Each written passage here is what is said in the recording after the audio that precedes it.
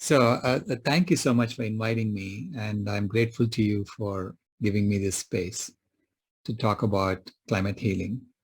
And I just finished speaking to fifth graders who were working on Earth systems. And this is why you see this diagram here. But it's very relevant to what we are talking about as well.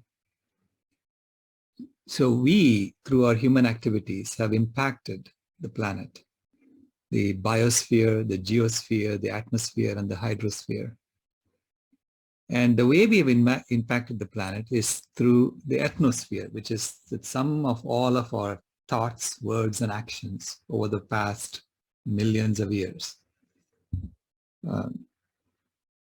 So it is now, we are now at a point where we need to figure out how are we going to live on this planet? How are we going to, what are the thoughts, words, and actions we're going to use in the future so that we bring these Earth systems back into balance, because they are now completely unbalanced. This requires us to tell a new story of human belonging in nature. So the story we tell at Climate Healers is that we are one family that lived in Africa over millions of years. And then 50,000 years ago, we spread out of Africa in the last ice age and went to every part of the world. And we did that because we had partnership with dogs or wolves, and they helped us thrive no matter where we went. Those who went to the harsher climates had to figure out how to survive using fire, using cooking, using hunting. Whereas those who went to the warmer climates didn't have to worry too much about food because fruits and vegetables were falling on our heads. So now we have created something amazing. Over the last 10,000 years, in the current Holocene era, the warm period, we actually prevented the Earth from going back another ice age. We kept the temperature constant on Earth for 10,000 years. And we did that by just burning down forests and raising animals. So in the process, the temperature has stayed constant for 10,000 years. And in the last 200 years, we discovered fossil fuels. We dug them up and we started burning them. And in the process, we have created all the tools and technologies we need in order to become a conscious climate harmonizing species of the planet. Because for the last 10,000 years, we were doing it unconsciously. Now, nature has revealed her secrets to us and told us, you can become a conscious climate regulating, climate harmonizing species of the planet. But to do that, we need to change the game we play. Because currently, this is how human beings coordinate our actions among millions and billions of us. We tell common stories and we play common games. So this requires us to change the game of money and change the economic game that we are playing. Now, let's just go through where we are now. Okay? So we have created tremendous imbalances in the biosphere, the geosphere, the atmosphere, and the hydrosphere.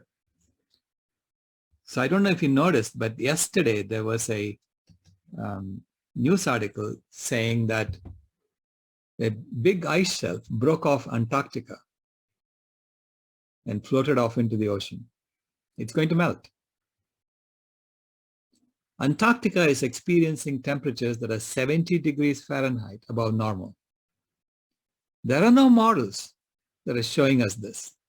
Okay? This is nature telling us, have some humility. Don't think you can control me. So the idea that we can control nature and thereby make nature do what we want, we need to let go of that. So this is one of the first indications, or one of the major indications from nature saying, enough. You have to give up this idea that you can dominate nature. So that's yesterday.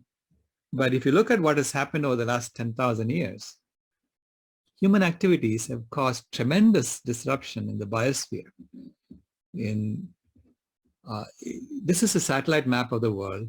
It was stitched together by NASA by taking photographs of the Earth and taking pieces of the photograph that didn't have any cloud cover and putting it together. It shows where the trees in the world are, where the forests are, and it shows where we have chopped down trees and created deserts. So if you look at the desert that starts at the western edge of Africa, it goes all the way into India and becomes the Gobi Desert. It goes all the way into China and all the way into India and becomes the Thar Desert, and all the way into China and becomes the Gobi Desert. It's just one big contiguous desert. And it is there where the ancient civilizations of the world were. So human civilization basically creates deserts. We chop down trees and raise animals, and in the process, we turn forests into deserts. By doing this over the last 10,000 years, we have actually removed almost half the trees on the planet. Okay? The planet used to have 5 to 6 trillion trees. Now there are only 3 trillion trees left. And we have turned forests into timberland. So only 9% of the original forests remain. This is why biodiversity is disappearing in front of our eyes. The biosphere, if you look at what's happening in the biosphere, between 1970 and 2010, we wiped out 52% of all wild vertebrates on this planet. Okay? That number became 58% by 2012 and 68% by 2016. So we are on track to wipe out 100% of wild vertebrates by 2026 at the current rate. Okay? So we need to change what we are doing. And why is this happening? The primary reason is animal agriculture. Climate change is also caused by this, by chopping down trees and turning forests into deserts. But climate change is also caused by burning fossil fuels. I'm not saying fossil fuels have nothing to do with it. It is a major cause as well. But animal agriculture is a primary cause of climate change. So I say that there are 2 major engines of planetary destruction that we have unleashed on this planet. Okay? One is the burning machine of fossil fuels in industry, and the second is the killing machine of animal agriculture. In the killing machine of animal agriculture, we are killing about 84 billion land animals every year and 1 to 3 trillion sea animals every year. And we are chopping down forests in order to create more land for animals to graze. And this has a huge impact on the climate and on every aspect of the Earth's systems, whether it's the biosphere, the atmosphere, the hydrosphere, and the geosphere. And yet, at COP26 in Glasgow, no one was talking about it. Yeah? I mean, the COP26 in Glasgow was literally like a trade show. You know, there were ticker tapes of corporation sponsors over there. You know, this is what that ticker tape was about. And it's like, it seemed like some kind of a convention that we have all come to in order to enjoy ourselves. That's what it looked like to me. I didn't see anything serious happening there. The main focus at COP26 and in the climate change meetings was, how do you change the fuel for the burning machine from fossil fuels to renewable energy? Otherwise, they wanted to continue the burning machine and they wanted to continue the killing machine. Okay? No one was talking about shutting them down. This is because we are in an economic system which is basically a global ecological Ponzi scheme. It's an economic system that demands growth because it's a Ponzi scheme. And the current growth formula is to monetize everything so that when Dead trees have more economic value than living trees. We chop down the trees. When dead animals have more economic value than living animals, we kill the animals. And when sick people have more economic value than healthy people, we sicken people. That's the economic model we have. And by doing this, we are endangering life on Earth through biological annihilation, climate change, and pandemics. And to continue this Ponzi scheme, we are addicting everyone into compulsive behaviors. And this is where the 3,000 ads per day that every human being sees comes from. This is to keep us addicted. And then we lie to ourselves. We tell lies about the protein myth, the calcium myth, you name it. You know, there are deliberate lies that we put into textbooks so that our children become addicts as they grow up. And finally, in this game, we steal from the poor to enrich the rich. That is the game we are playing. So I went and bought a pound of basmati rice in the supermarket for $2 a pound. And then I traced it back to the grower of the basmati rice in Orissa, India, and she was getting paid 5 cents a pound. Now, when you take money as the resources flow up the hierarchy, we call that profit. And we celebrate those who have taken the most profit. Now, if I give $2 in donation to charity, and if only 5 cents reaches the recipient, we call that theft. And we throw those people in jail. So this is how we make sure that money always flows up and it stays up in the hierarchy. So this is a game that is rigged to ensure that the rich get richer and the poor get poorer. So this is a Ponzi scheme. Now you ask, how did this happen? And it's structural. It's built into the top-down money flow in the game itself. So when you go and deposit $100 in the bank only has to keep $10 in reserves, and it loans out $90. But when it loans it out, it's a debt. So you have to return that money, and along with the money, you have to return the interest on that money. So how do you get the interest on the money? You have to then grow the economy. You have to create some activity that will provide that $90 back to the bank. Now, suppose at the end of your loan period, you go to the bank and say, sorry, I had a flood in my home, so I cannot really return the money. So come on, you have to just forgive this. The bank will send policemen to come and confiscate everything you have. So the state is on the side of the bank in any such transaction. So the state enforces this top-down money flow in the game. Okay, so this guarantees that the economy must grow at all times, and it guarantees that money flows from the bottom to the top. And this is the colonial game of empire we are playing. All these major corporations, big pharma, big meat, big chem, big media, big banks, big oil, big defense, if you look at who owns them, you will see the same 4 financial holding companies as major stockholders. That's Fidelity, Vanguard, State Street, and BlackRock. Now, if you start tracing who owns these, you will see that they're quite opaque. And eventually you will trace it back to it's a private company, and therefore they don't have to disclose their shareholders.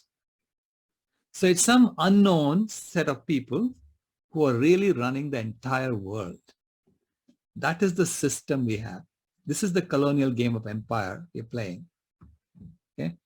Now we can deduce who they are, or we can deduce some characteristics about them by looking at the social justice issues we are facing on the planet. So we have speciesism, colonialism, racism, and sexism. Okay. And it's a domination paradigm, domination control paradigm, in which we make money of death, disease, and destruction. Death for the animals, diseases for human beings, and destruction for the planet.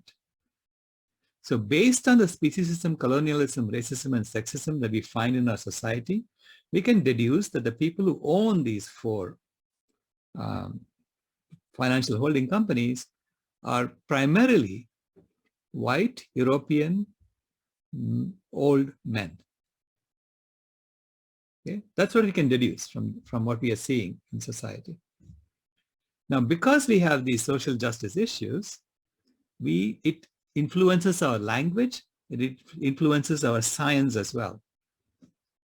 So Rebecca Solnit talks about mansplaining. So mansplaining is explaining things in a way from the perspective of a dominant man to a woman. So that's mansplaining. Similarly, there is whitesplaining, there is Eurosplaining, and then there is meatsplaining, which is actually very pervasive. Meatsplaining is extremely pervasive, not only in our language, but it's also in our science. Okay? Dr. John McDougall has a new website called the McDougallFoundation.org, where he has listed the 4 deadly dietary deceptions, which are there in our textbooks, which are there in school textbooks. And that is based on meatsplaining. So the 4 deadly dietary deceptions are the protein myth, that you have to eat meat in order to get protein, the calcium myth, that you have to drink dairy in order to get calcium, the omega-3 myth, which is that you have to eat fish in order to get omega-3 fats, and finally the carb myth, which is that if you eat carbs, you're going to get fat and unhealthy, which is a lie. All of them are lies that we are told, and they're there in our textbooks. Okay? So in my analysis of climate change and climate science, and looking through the IPCC's reports, I have found the 4 deadly climate deceptions, which is also a meatsplaining of climate science that's happening. Just like there's a meatsplaining of nutrition science, there's meatsplaining of climate science that's happening. So there is the CO2 deception, the methane deception. The CO2 deception is that they tell you that CO2, once you put into the atmosphere, will stay for a long time, thousands of years. What they don't tell you is that that CO2 will stay for a long time, for thousands of years, provided you continue deforesting the planet for thousands of years. If we start reforesting the planet, the CO2 will go away very quickly. In fact, it's just as fast as methane, okay, in terms of its time frame. But if they showed you that, then you will discover that you have to give up animal agriculture as quickly as possible. This is why they don't tell you that. This is why they put the CO2 deception in there. The second is the methane deception, which is to average the impact of methane over 100 years and then pretend that CO2 will last for a long time. So that reduces the impact of methane in your calculations. Whereas in reality, methane is causing almost 3 times as much heating on an annual basis than the CO2 we put into the atmosphere. Okay? The third is the land use deception, which is where they take the deforestation, the net of the deforestation and the afforestation that nature is doing, and they take credit for the afforestation that nature is doing. And that credit is given to the animal agriculture industry. So this is the land use deception that's happening. And finally, it's the timeline deception, which is that the IPCC starts counting greenhouse gases from 1800 onwards and ignoring all the greenhouse gases that were emitted before 1800. Because before 1800, for 8,000 years, we have been chopping down trees to raise animals. We only started burning fossil fuels around 1800. So this is how they make sure that we only focus on fossil fuels and ignore animal agriculture. So this is the meatsplaining that's happening in climate science. So I had a press conference at the UN talking about these things, and we had 4 animals that represented the 4 different ways in which we are meatsplaining. Now, one of the things you'll notice in the food system is very powerful. It's an encapsulation of our culture. Okay. So currently in our food system, 1 billion people are going hungry, almost 1 billion people are going hungry, and 2 billion people are overweight or obese. So it's a system that's completely geared towards creating disease in people. It's not about nutrition for us. Okay? If you look at the food we eat, 85% of the food we eat is already plant-based. Only 12% comes from land animals and 3% comes from the ocean. to get the 85% of the land-based, the plant-based foods, we only use about 6% of the land area of the planet. To get 12% of our animal foods that we eat, the 12% of the food we eat that comes from animals, we're using 43% of the land area of the planet, okay, on which we have depleted the carbon storage by cutting down forests and turning it into grazing land. And then the remaining, for the 3% of the food, we are destroying the entire ocean.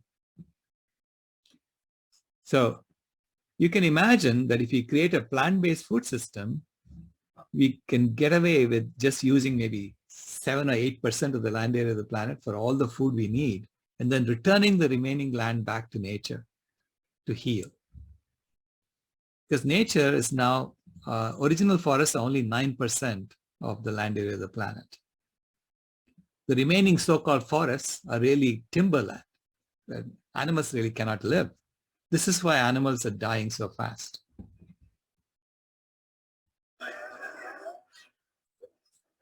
So this is a video showing the animals that we brought to COP26.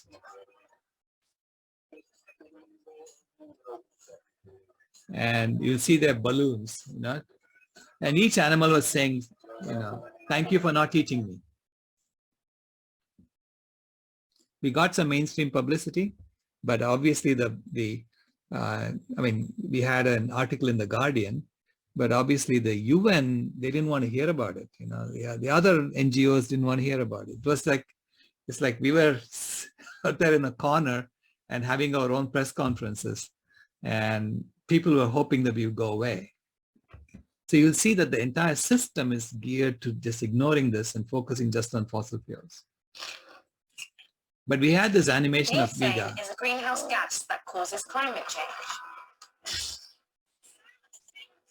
Life on Earth is collapsing. Most of it comes from me.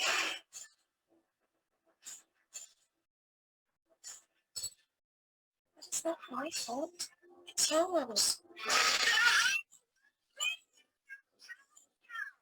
Feed us. You tear down forests to create new grazing land. But we need trees to capture greenhouse gases. The climate disaster is human-made, not cow-made. But you can slow it. You can stop it.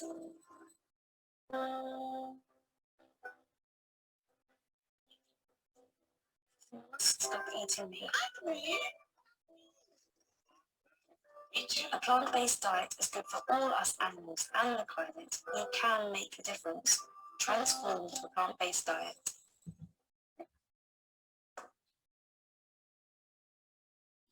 So the message from the animals is very simple. Eat plants, plant trees, love animals, and you can heal the planet. It requires a change in consciousness. Rather than treating animals as if they're objects to be exploited and to be put in factory farms, we have to start loving them. Okay? It's a change in consciousness that happens. And we had a bathtub analogy showing where the 87% comes from, because I claim that animal agriculture is responsible for at least 87% of greenhouse gas emissions on an annual basis. And even using the IPCC's own conventions, which are already rigged against animal agriculture. Okay, so using their conventions, 35 liters per minute is pouring into the bathtub from the burning machine, and 15 liters per minute is pouring into the bathtub from the killing machine. Okay, the bathtub represents the CO2 in the atmosphere. And the problem is to save the baby and drain the bathtub without overflowing the vegan reforestation tank that's below. So in the problem, we are saying if the bathtub has more than 1,200 liters of water, the baby is going to drown. So you're a plumber and you see these faucets pouring water into the bathtub. So what do you need to do? Okay. But it's not as simple as just turning these things off, because when you turn off the burning machine faucet, it opens the aerosol tank and pours the water in the aerosol tank into the bathtub. So for every 1 liter per minute that you turn off the burning machine faucet, 10 liters pours from the aerosol tank into the bathtub. So if you just turn off the burning machine, you're going to get 13 350 liters into the bathtub and the baby will drown. Now the killing machine faucet is connected to the drain of the bathtub. So for every 1 liter per minute that you turn off the killing machine faucet, it opens the drain and lets 2 liters per minute flow out of the bathtub into the vegan reforestation tank. So the question is, what is the optimum strategy for solving climate change given this formulation? And there is a solution.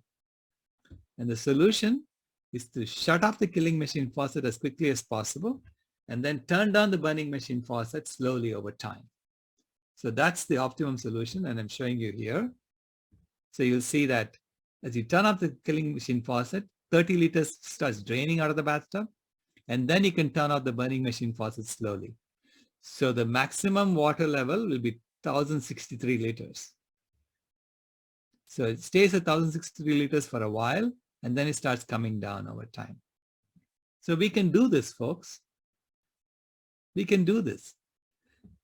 And we can solve climate change if we get our act together. But our governments are not doing it. Our NGOs are not doing it.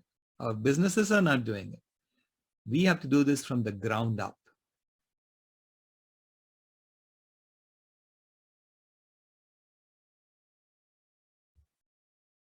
So this is why we have announced the World Food Healers Day. We are going to announce it publicly on April 24th, but I'm recruiting organizations to join us as co-conveners so that we can make a big splash when we make our press announcement. And that's November 19th of 2022, which is the day after the 27th COP ends.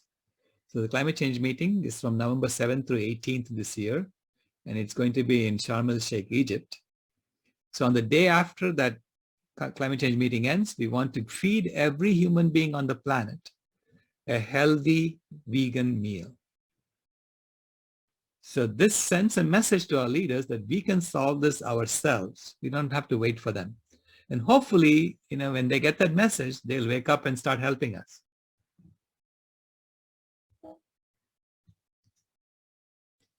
We also meet every quarter. Our next meeting is April 30th and May 1st. So it's over a weekend. And it'll be our 9th meeting. So we call it VCOP instead of COP. So it's the Vegan Convergence of the Peoples. The 9th one is April 30th and May 1st. And you will see keynote presentations, panels, documentaries, food demos. And mainly we're going to be focusing on Food Healers Day and how to prepare for Food Healers Day. So we have so many organizations that have come on board now. PETA has come on board. Food Not Bombs has come on board. Food for Life Global has come on board. The Winsome Constant Kindness Trust has come on board. McDougall Foundation is on board. So we have a lot of organizations that have already joined us to implement World Food Healers Day. So it's about changing from domination, death, disease, and destruction to humility and health, happiness, and harmony. It's about creating a new game from the bottom up as opposed to from the top down.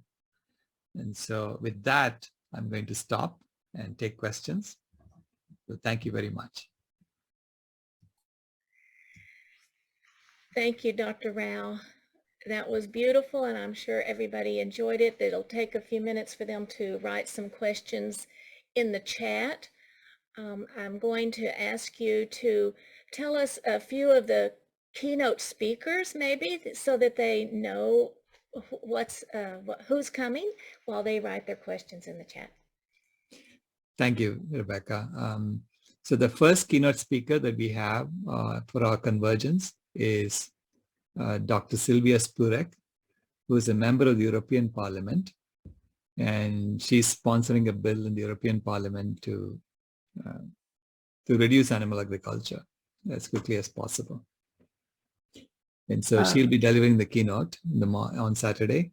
And then we have Miyoko Shinner, the founder of Miyoko's Creamery, will be delivering the closing keynote on Saturday. And she's going to be, preceded by the documentary Milked, which shows how the dairy industry is destroying New Zealand. Okay. And then on Sunday, we have the Supreme Master Qinghai Association talking about their activities, because they're doing tremendous activities around the world, including feeding people in Ukraine and over 180 restaurants and so on. May I ask a question, Rebecca? This is Frances Deverell speaking. Are you talking about the Food Healers Day, how you're organizing it, or is it some other conferences coming up sooner than that? It's about, we are talking about the vegan convergence of the peoples. That's happening on April 30th and May 1st. Oh, April 30th and May 1st. Thank you very much. Sure. Say the title again, The Vegan Convergence of the Peoples. And to register for that, go to climatehealers.org on their webpage, and you will see a tab that says VCOP, and just register there and explore the Climate Healers page. Okay, so Barbara Coldiron has asked a question. How is the Food Healers Day set up? I'd like to feed Cedar Park, Texas. How do I get started? That's such a great question, Barbara. I love that thought. So we are setting up the marketing materials and the offers and needs network app that we are creating, so that you can then say, okay, what do you need to feed Cedar Park, Texas? Okay, and do you have everything you need? And if you need something, then you ask for that, and then people will offer you that need. So that's the network we are setting up now. And so these collaterals are still being in the process of being created. So this is why we're waiting until April 24th to launch it. Okay, but keep that thought in your mind. And this is exactly what we need. Everyone's saying, I can feed this area, I can feed this area, and therefore the whole world gets fed. Thank you, Dr. Rao. One of the questions that often comes up is how you got the numbers that show like the graph that you had, the video that you showed us. Some people may not know where you got those numbers from. Were they something that you just came up with, or were they from reputable scientists? Are you talking about the Bathtub Challenge? Yes. Yeah, Bathtub Challenge has a one-to-one correspondence with the numbers from the UN IPCC report from 2013-2014. It's the 5th assessment report. So the 1,000 liters of water in the bathtub corresponds to the 1,000 billion tons of CO2 that's in the atmosphere right now, okay, that we have added to the atmosphere since 1750. And 350 liters of water in the aerosol tank corresponds to the cooling effect of sulfur dioxide in the atmosphere, which is about 1/3 of the total. So it's a 1/3 of 1,000 liters to be around 350. And then so the drain of the bathtub, the 30 liters that pours out of the bathtub when we all go vegan, that comes from the amount of CO2 we are emitting for raising animals, plus the industrial activities that go around raising animals, and plus the amount of food that the animals are eating today. That vegetation could have been left alone, and that would have been sequestered as CO2 on the ground if we didn't have those animals. So that's where the calculation comes from. So that's the opportunity cost of raising animals. So not only will the above ground vegetation that the animals are eating remain on the ground, then twice as much carbon will be sequestered below ground if you leave the vegetation alone. Okay, so you can triple the above ground vegetation numbers. So that's how I came up with the 87% estimate as well. Thank you so much, Dr. Rao. Before I go to the next question, so do most places take into account the deforestation or the opportunity cost? And is that what's so kind of astounding about your measurements, is that you do take into account deforestation? Yeah, I take into account the opportunity cost, which as an engineer, if I don't take into account opportunity costs, I would have been fired a long time ago. So this is engineering 101. You have to take that into account. So as engineers, we report to Mother Nature because we have to build things that actually work.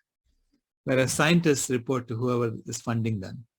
And so they can tweak things based on what the funders want. So yeah, most IPCC does not take into account opportunity cost at all. Okay. Which is shocking, considering that they have been at it for 30 years. Okay, because it's like 101, engineering 101. They're beginning to talk about it. There are some papers that are coming out in the scientific literature about it. Yeah. But as I said, we are in a system. It's a systemic, right? The Mansplaining is systemic in it. This is why we have it in our textbooks. Okay? Children are being lied to about nutrition. And to me, lying to children should be a crime against humanity.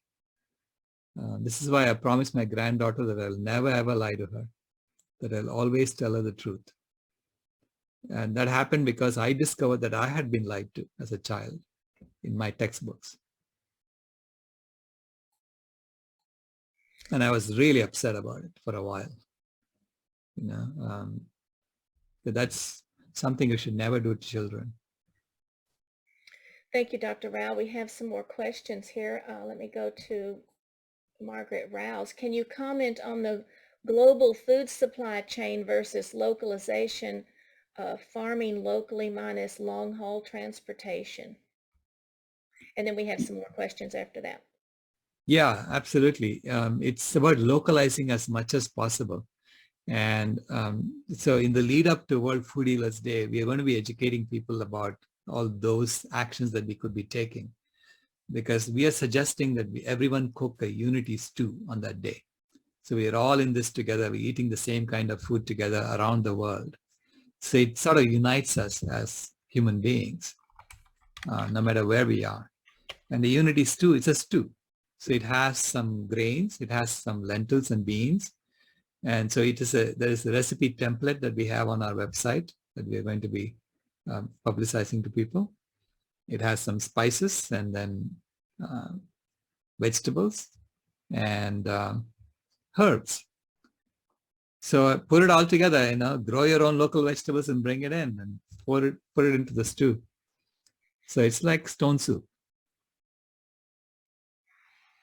And so the more we can localize our food systems, the better off we are. And we can do that now. In the past, it was difficult for us to do, but now we can do that. Thank you, Dr. Rao. Except that stone soup does not have the top 9 allergens. Yeah, right. The unity stew, yeah, we are asking the unity stew be a PCRM universal meal, which does not have the top 9 allergens. Thank you so much. Okay, this question is from Joy. Can you comment on the hydroponic type of growing of cattle food? Oh, no matter how you grow the cattle feed, if you look at how much land is being used to raise animals, that's because the animals are currently eating almost 5 times as much food as all human beings put together. So they're eating 5 times as much food as we eat in order to give us just 12% of our food. So there is a 40-to-1 reduction that happens. So it doesn't matter how you grow the animals, you will still have a 40-to-1 reduction that happens when you go through an animal. And this is why it is unnecessary to eat animal foods, number one. Number two, it's also about changing our consciousness, not treating animals as if they're objects. Because as long as we treat them as objects, we are going to die. Let me be very, very plain about this, okay? We are in a very dire emergency on this planet. Mother Nature is telling us, do you not hear me? I've sent you so many messages. COVID-19 was a message from Mother Nature saying, go to your rooms and think about what you're doing. And we came out of there trying to do the exact same thing that we were doing before. I mean, they even declared slaughterhouses to be critical infrastructure. And Joe Biden has now created a Discover Dairy program in schools, trying to promote dairy consumption among children. In August of 2021, I mean, which planet is he on?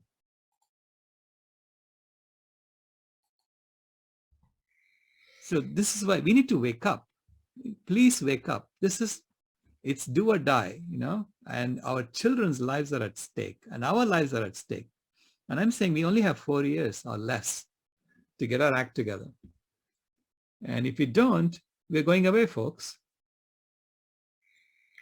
Thank you, Dr. Rao. I know the Unitarians believe in the interconnectedness of life, and if all vertebrate wildlife are gone in 4 years, as the World Wildlife Fund predicts, then it's hard to imagine how we're going to subsist. So Right. Thank you for that. Okay, the next question is, and thank you for that one, Joy. Francis asks, can you check, oh, that's for me, sorry. And another question that looks like that's for me. Oh, no, here's one. What about people's and cultures' adapted digestive systems over time? Thank you.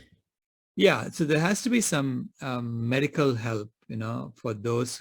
See, people, it's not that they've adapted. It's not like, deer suddenly start eating meat, This is not the way it works. Our physiology is the same. We have the same organs. We have the same functions in our organs. We have the same hormones in our organs. Just that sometimes when we can keep eating meat, your organs go to sleep and say, I don't need to do this function anymore because this fellow is eating it. And so the liver goes to sleep because it doesn't have to produce the hormones that are necessary for converting essential amino acids into non-essential amino acids, because you're eating the non-essential amino acids directly in your food. Okay. So, but when you start eating plant foods, then your liver tries to wake up, and it takes some time sometimes. So this is why it's good to have some medical help when you're doing this. And it's good to do this as a community. When we do this together, then we understand each other's difficulties and we help each other out, So, and we are smarter as a community than we are as individuals. So Dr. Michael Clapper was saying that the best way to do this is to eat plant foods as long as you can. And then when you feel like you really need to eat some animals, sometimes it's mostly addiction. It's not that your body is telling you. It's just that you feel like eating it because you're addicted to it. Just like I felt like smoking, when I was smoking, I felt like smoking, and I thought that my body really needed the smoke. Okay. And I succumbed to it. And when I finally quit smoking, I realized that my body never really needed it. It's just my mind was telling me it needed it. Okay. So our mind plays tricks on us too. So we need to keep all that in mind and recognize that we are all on this 12-step program together. Let's put it that way. Okay. On the planet. All human beings are on a 12-step program together to heal ourselves. Thank you, Dr. Rao. Before I go to the next question, maybe you could comment on some of the people in different cultures that you've talked with. You've been part of the Parliament of World Religions, and you've talked to Chief Lane Jr. and so many others. I wonder if you could talk about that in terms of also the top 7 nations that are really doing the damage. Yeah, well, if we start listing, where the damage is coming from, it's really, look, it's a story that we have been used by nature. So that's the story I tell. And even the idea of nations is a colonial nation. It's a colonial thing, okay? It was drawn by some colonial master somewhere. He drew some lines somewhere and saying, this is this nation, that's that nation. In nature, there are no nations. In nature, it's just ecosystems. Ecosystems are our boundaries. Okay? And that's how we need to be reorganizing ourselves as humanity. I have to tell you that I am, the colonial game is over. clinging to the colonial game is not going to get us anywhere. Okay? I know we have been lied to about our diets, about nutrition. We have been lied to about climate change, about climate science. I'm willing to forgive all that. We know that we've been lied to, and we know that we now have to figure out how to survive, how to thrive on this planet, how to come back into alignment with nature, and to recognize that we have been used. So just like we were lied to by the colonial masters, they were also lied to by nature, meaning nature kind of deceived them into doing this in order to heat the planet. Okay? And now she's waking us up and saying, come back into alignment and become one family again. Become one family, because we were one family when we left Africa. So let's become one family again throughout the world, and include the animals in your family. Don't treat them as objects. As long as we treat animals as objects, we are going to die. So I don't know how much more I can, emphasize this. It is the attitude that needs to shift. It's the consciousness that needs to shift in our minds. Okay? They're not objects for us to use. We were serving them, not the other way around. They're not here to serve us. Okay? We are the climate harmonizing species of the planet. So we kept the temperature constant for 10,000 years. So they are saying, congratulations on the job well done. Now wake up and do it consciously rather than letting the temperature go up like crazy and kill us all. And the best way to do that is to lower ourselves on the food chain as quickly as possible. So that releases 80% of the Earth's surface back to nature, so that nature can heal. Nature does a really good job of healing if we leave her alone. We are scouring the bottom of the ocean with 100-mile-long nets and grabbing the last remaining fish in the ocean, and then wondering why the planet is dying around us. This is stupid. It's really, to me, it is like, we have to show that we are a wise hominid. That's what we call ourselves, Homo sapiens sapiens, right? The wise hominid. Wisdom comes from humility. So it begins by first shunning that name. No one who's wise goes around saying, I'm wise hominid. We have a couple of more questions, and we're starting to run out of time, Rebecca. All right. Thank you so much. The next question is from Margaret. What is the potential of cellular animal growth in labs, therefore not killing animals for their meat, thereby eliminating animal agriculture on precious land?